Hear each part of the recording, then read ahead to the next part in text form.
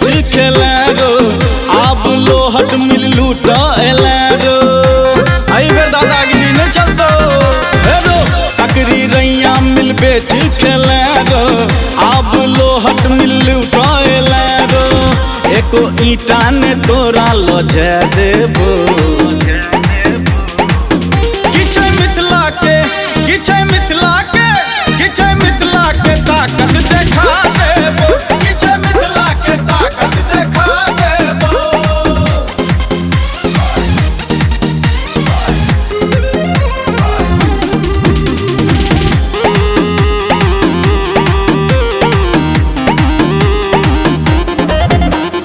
भेलो लगल ने कोनो कारखाना सब दिन करैत रहला तू बहाना हेरो भेलो लगल ने कोनो कारखाना सब दिन करैत रहला तू बहाना जाने देबो हम कोनो कबार रो जाबे चुके मैंने हमर उधार रो जाकर पटना में गद्दी हिला देबो किछे मिथिला के किछे मिथिला के किछे मिथिला के ताकत देखा देबो आई बेर मिथिला के ताकत देखा देबो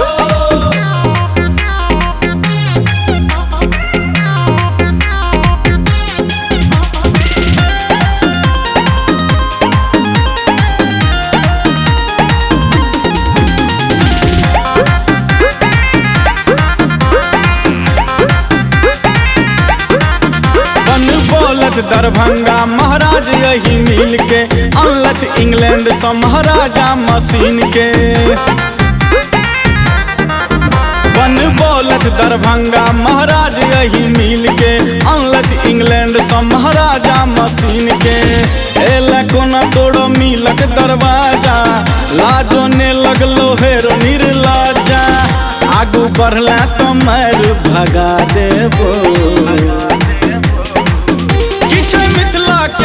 किछे मिथिला के किछे मिथिला के ताकत देखा देबो आई बेर मिथिला के ताकत देखा देबो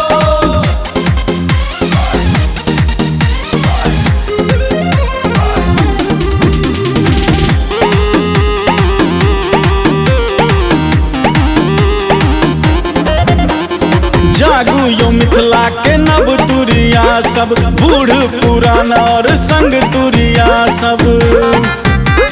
चले चलो यो भाई जागू यो मिथिला के नव तुरिया सब गगन आनंद के सब संग तुरिया सब